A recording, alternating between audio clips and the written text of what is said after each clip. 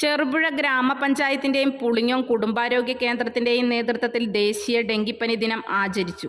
സാമൂഹ്യ പങ്കാളിത്തത്തോടെ ഡെങ്കിപ്പനിയെ നിയന്ത്രിക്കാം, പ്രതിരോധം വീട്ടിൽ നിന്നും ആരംഭിക്കാം എന്ന വിഷയത്തിൽ ചുണ്ട ജനനി നഗർ റെസിഡൻസ് അസോസിയേഷന്റെ സഹകരണത്തോടെ ചുണ്ടയിൽ ബോധവൽക്കരണ സെമിനാറും കൊതുക് ഉറവിട നശീകരണ പ്രവർത്തനങ്ങളും പ്രാദേശിക പൊതുജനാരോഗ്യ സമിതി രൂപീകരണവും സംഘടിപ്പിച്ചു.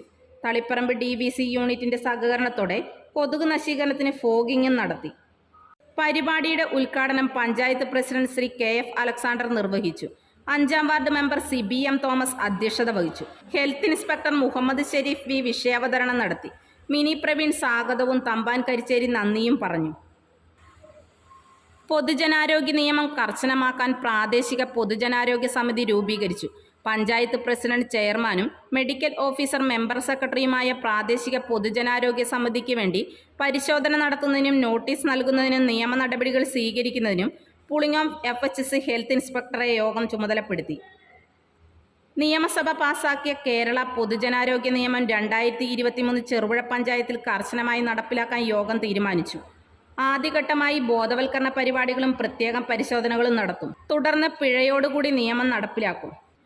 ഡെങ്കിപ്പനി ഭീഷണിയുടെ പശ്ചാത്തലത്തിൽ കൊതുകുജന്യ രോഗങ്ങൾക്ക് കാരണമാകുന്ന സാഹചര്യം സൃഷ്ടിക്കുന്നവർക്കെതിരെ നിയമാനുസരണം നടപടി സ്വീകരിക്കുന്നതിന് പ്രത്യേകം പരിശോധനയും നടത്തും. വിവിധ വകുപ്പുകൾ പ്രകാരം കുറ്റകൃത്യങ്ങൾക്ക് 1000 രൂപ മുതൽ 2 ലക്ഷം രൂപ വരെ പിഴ ഈടാക്കാനായി നിയമം അനുശാസിക്കുന്നുണ്ട്. ജലസ്രോതസ് മലിനമാക്കിയാൽ 3 വർഷം വരെ തടവ് അല്ലെങ്കിൽ 2 ലക്ഷം രൂപ വരെ പിഴ. പകർച്ചവ്യാധികൾക്ക് കാരണമാകുന്ന വിധത്തിൽ പൊതുജനാരോഗ്യ പ്രശ്നം ഉണ്ടാക്കുന്ന തരത്തിലും ശുചിമുറികൾ പ്രവർത്തിപ്പിച്ചാൽ 6 മാസം വരെ തടവ് അല്ലെങ്കിൽ 25,000 രൂപ വരെ പിഴ. പൊതു സ്വകാര്യ സ്ഥലങ്ങളിൽ മാലിന്യം നിക്ഷേപിച്ചാൽ 3 വർഷം വരെ തടവ് അല്ലെങ്കിൽ 25,000 രൂപ വരെ പിഴ തുടങ്ങിയ നിയമ നടപടികളാണ് പൊതുജനാരോഗ്യ നിയമത്തിൽ ഉള്ളത്. കുറ്റം ആവർത്തിക്കുന്ന സാഹചര്യത്തിൽ പരമാവധി പിഴയുടെ ഇരട്ടി തുകയും ഒടുക്കേണ്ടി വരും. കൊതുകുറവിടങ്ങൾ കണ്ടെത്തിയാൽ 10,000 രൂപ വരെ പിഴയും. പകർച്ചവ്യാധിക്ക് കാരണമാകുന്ന രീതിയിൽ ഭക്ഷണം, കുടിവെള്ളം വിതരണം ചെയ്താൽ ഹോട്ടൽ വ്യാപാര സ്ഥാപനങ്ങൾക്കെതിരെ 10,000 രൂപ വരെ പിഴ. ഓവുചാലിന്റെ പ്രവർത്തനം തടസ്സപ്പെടുത്തിയാൽ 10,000 മുതൽ 30,000 രൂപ വരെ പിഴ. പകർച്ചവ്യാധികൾ റിപ്പോർട്ട് ചെയ്താൽ ആശുപത്രികൾ, ലാബുകൾക്കെതിരെ 10,000 രൂപ പിഴ. ഹോസ്റ്റലുകൾ, പൊതുവിടങ്ങളിൽ പകർച്ചവ്യാധി ഭീഷണി സാഹചര്യം ഉണ്ടാക്കിയ 25,000 രൂപ വരെ പിഴ. വളർത്തുമൃഗങ്ങൾക്ക് പ്രതിരോധ കുത്തിവയ്പ് എടുത്തില്ലെങ്കിൽ 2,000 രൂപ പിഴ. 82 വകുപ്പുകളാണ് നിയമത്തിലുള്ളത്. പൊതുജനാരോഗ്യ പ്രശ്നങ്ങളിലും പകർച്ചവ്യാധി നിയന്ത്രണത്തിലും വളരെ വിപുലമായ അധികാരങ്ങളാണ് നിയമത്തിൽ ഉള്ളത്. പൊതുജനാരോഗ്യ പ്രശ്നങ്ങളിലും പകർച്ചവ്യാധി നിയന്ത്രണത്തിലും വളരെ വിപുലമായ അധികാരങ്ങളാണ് നിയമത്തിൽ ഉള്ളത്. ആരോഗ്യവകുപ്പ് ഉദ്യോഗസ്ഥർക്ക് ഏത് സ്ഥാപനവും പരിസരവും നോട്ടീസ് കൂടാതെ പ്രവേശിക്കുന്നതിനും നടപടി സ്വീകരിക്കുന്നതിനും നിയമം അധികാരം നൽകുന്നുണ്ട്. ഈഡിസ് കൊതുക് നിയന്ത്രണമാണ് ഡെങ്കിപ്പനിയുടെ പ്രധാന പ്രതിരോധ മാർഗം. ഓരോ വ്യക്തിയും തൻ്റെ വീടിൻ്റെയും സ്ഥാപനത്തിൻ്റെയും പരിസരത്ത് ഇത്തരം കൊതുക് വളരുന്ന സാഹചര്യങ്ങൾ ഒഴിവാക്കിയാൽ ഡെങ്കിപ്പനിയെ നമുക്ക് ഇല്ലാതാക്കാൻ കഴിയും. ഇതിനായി ഞായറാഴ്ചകളിൽ വീടുകളിലും, വെള്ളിയാഴ്ചകളിൽ സ്കൂളുകളിലും, ശനിയാഴ്ചകളിൽ സ്ഥാപനങ്ങളിലും ഉറവിട നശീകരണ പ്രവർത്തനങ്ങൾ നടത്തേണ്ടതാണ്. കൊതുക് വളരുന്ന സാഹചര്യങ്ങൾ ഇല്ലാതാക്കിയും വ്യക്തിഗത സുരക്ഷിത മാർഗങ്ങൾ സ്വീകരിച്ചും ഡെങ്കിപ്പനിയെ നിയന്ത്രിക്കാൻ കഴിയും. ഡെങ്കിപ്പനി നിയന്ത്രണം ഓരോ പൗരൻ്റെയും കടമയാണ്. പഞ്ചായത്തിൽ ഡെങ്കിപ്പനി ഭീഷണി കൂടിവരുന്ന സാഹചര്യത്തിൽ മഴക്കാലത്തിന് മുൻപേ കർശന നടപടികൾ സ്വീകരിച്ചില്ലെങ്കിൽ പഞ്ചായത്തിൽ ഗുരുതരമായ പകർച്ചവ്യാധി പ്രതിസന്ധി ഉണ്ടാകാം എന്നതിനാൽ ഈ നിയമത്തിലെ പ്രാണിജന്യ രോഗ നിയന്ത്രണത്തിനായുള്ള വകുപ്പുകൾ അനുസരിച്ച് പ്രത്യേക പരിശോധന നടത്തുന്നതും നിയമ നടപടികൾ സ്വീകരിക്കുന്നതുമാണ്. പൊതുജനങ്ങൾ, സ്ഥാപന നടത്തിപ്പുകാർ എന്നിവർ തങ്ങളുടെ വീടുകൾ, സ്ഥാപനങ്ങൾ എന്നിവയും പരിസരവും വൃത്തിയാക്കി പകർച്ചവ്യാധിക്കുള്ള സാഹചര്യം ഇല്ലായ്മ ചെയ്ത നിയമ നടപടികളിൽ നിന്ന് ഒഴിവാകണമെന്നും ചെറുപുഴ ഗ്രാമപഞ്ചായത്ത് പ്രസിഡന്റും പുളിങ്ങോം കുടുംബാരോഗ്യ കേന്ദ്രം മെഡിക്കൽ ഓഫീസറും അഭ്യർത്ഥിച്ചു.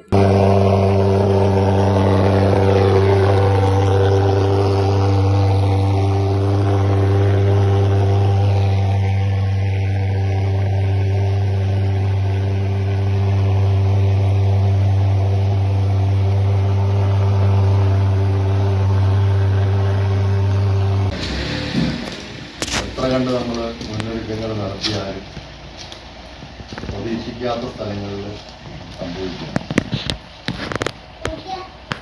പക്ഷേ ഈ കൊതുകുജന്യ രോഗങ്ങൾ പകരുന്നത് കുറച്ചേറെ തടയാൻ നമ്മളെ കൊണ്ട് കഴിയും. മുഴുവനായും തടയാൻ കഴിയാമെന്നുള്ളൊരു പ്രശ്നമില്ല. കാരണം നമ്മളോട് പറയുന്നുണ്ട് പാള കുറച്ച് ചുറ്റിയെടുക്കും, അതുപോലെ ചെയ്യാവുന്നതല്ല. വീടിന് ചുറ്റുമുള്ള വെള്ളം കെട്ടി നിൽക്കുന്ന എല്ലാ സാധനങ്ങളും എടുത്തു കളയണം എന്നുള്ളത്. അത് നമ്മുടെ കൃഷിസ്ഥലമൊക്കെ ആയത് കാരണം റബ്ബറിൻ്റെ ഇലയിലും കൊക്കോയുടെ ഇലയിലും ഒക്കെ അത്ര കണ്ട് നമുക്കെല്ലാം ചെയ്യാൻ വേണ്ടി കഴിയില്ല. അതുകൊണ്ട് കുറച്ച് സാധ്യത നമുക്കുണ്ട്, നമുക്ക് തള്ളിക്കളയാനില്ല. കാർഷിക മേഖലയായതുകൊണ്ട് നമുക്ക് കൊതുക് വളരുന്നതിനെ പൂർണ്ണമായും 100% തടയാൻ കഴിയുമെന്ന് നമ്മൾ വിചാരിക്കുന്നില്ല. പക്ഷേ നമ്മുടെ വീടിനും ചുറ്റുവട്ടത്തും ഉണ്ടാകുന്നത് നമ്മൾ വളരെ ബോധപൂർവം ഒരു ശ്രമം നടത്തിയായിരുന്നു. ഞാനിപ്പോൾ ഇതിനകത്തൂടെയൊക്കെ നോക്കി അവിടെ നിന്നിപ്പോൾ സാധാരണഗതിയിൽ അതിൻ്റെ ഒരെണ്ണത്തിലെങ്കിലും വെള്ളം താഴാതെ നിൽക്കുന്നുണ്ടെങ്കിൽ, പൂച്ചെടി വെച്ചിരിക്കുന്ന ചട്ടിയിൽ എവിടെയെങ്കിലും ഒരെണ്ണത്തിൽ വെള്ളം താഴാതെ നിൽക്കുന്നുണ്ടെങ്കിൽ അത് നമ്മൾ സാധാരണഗതിയിൽ ശ്രദ്ധിക്കുന്ന കാര്യമാണ്. ഏറ്റവും പ്രശ്നമായിട്ട് കാണുന്നത് അത് നമ്മൾ സാധാരണ ശ്രദ്ധിക്കാത്തതാണ്. പിന്നെ ഓടിപ്പാഞ്ഞ് കയറാനും പറ്റില്ല മഴ പെയ്ത് കഴിയുന്നത്. ഇപ്പോഴാണെങ്കിൽ നമുക്ക് കയറാനൊക്കെ പറ്റും. ഇപ്പോൾ കയറിയിട്ട് വെള്ളം കെട്ടി നിൽക്കുന്ന സാഹചര്യങ്ങൾ പരിപൂർണമായും ഒഴിവാക്കാൻ വേണ്ടിയിട്ട് എവിടെയൊക്കെ നമ്മളെല്ലായിടത്തും ടെറസിൻ്റെ ഒക്കെ മുകളിലൊക്കെ പുറത്തേക്ക് പൈപ്പൊക്കെ ഇട്ടിട്ടുണ്ടാവും. ആ പൈപ്പൊക്കെ ഒന്ന് തുറന്ന് വൃത്തിയാക്കി വെച്ചാൽ വെള്ളം കെട്ടി നിൽക്കാൻ ഇടവരാതിരുന്നാൽ നമുക്ക് സാധിക്കും. പിന്നെ നമ്മളെന്താ ചെയ്യുന്നത്, നമ്മുടെ സൗന്ദര്യവൽക്കരണത്തിൻ്റെ ഭാഗമായിട്ട് വീട്ടിൽ നല്ല എന്താ പറയുക, നമ്മുടെ സ്വീകരണ മുറിയിലുമൊക്കെ നമ്മൾ പലതരത്തിലുള്ള ഇൻഡോർ പ്ലാന്റുകൾ പാത്രങ്ങളിൽ വെള്ളമൊക്കെ വെച്ചിട്ട് വെക്കുന്നുണ്ട്. അത് നമ്മൾ പുറമേ വെട്ടനോട്ടത്തിൽ കാണുമ്പോൾ കുഴപ്പമൊന്നും കാണുന്നില്ലെങ്കിൽ പോലും, കാരണം അതിൻ്റെ കുറച്ച് വേരൊക്കെ അതിനകത്തോടെ ഉണ്ടാവുന്നുള്ളൂ. വേരൊക്കെ ഇത് ഗ്ലാസ്സിൽ കൂടെ കാണുകയും ചെയ്യാൻ വേണ്ടി. അങ്ങനെ കാണുമ്പോൾ അതിനുള്ളിൽ ഈ കൂത്താടിയൊക്കെ ഉണ്ടെന്ന് പറഞ്ഞ് വളരെ എളുപ്പത്തിൽ നമുക്ക് കാണാൻ പറ്റിക്കൊള്ളണമെന്നില്ല. പക്ഷേ പ്ലേറ്റിൽ പോലും കഴുകി നമ്മളിങ്ങനെ വെക്കുന്നൊരിതുണ്ടല്ലോ, റാക്ക് ഉണ്ടല്ലോ, റാക്കിൽ വെച്ചിരിക്കുന്ന പ്ലേറ്റ് പോലും നമ്മൾ ഒരാഴ്ച എടുക്കാത്തൊരു പ്ലേറ്റ് ആണെങ്കിൽ അതിനുള്ളിൽ വെള്ളം അബദ്ധവശാൽ കുറച്ച് കിടക്കുന്നുണ്ടെങ്കിൽ അതിനകത്ത് ഉറപ്പായിട്ടും കൊള്ളുന്നു, കൂത്താടി ഉണ്ടാവും. അപ്പം അത് നമ്മൾ വളരെ കാര്യമായി ശ്രദ്ധിക്കേണ്ട ഒരു കാര്യമാണ്. നമ്മൾ നമ്മുടെ വീടിന് പരിസരത്തുമുള്ള നമ്മുടെ ശ്രദ്ധക്കുറവ് വെള്ളം വീഴാത്ത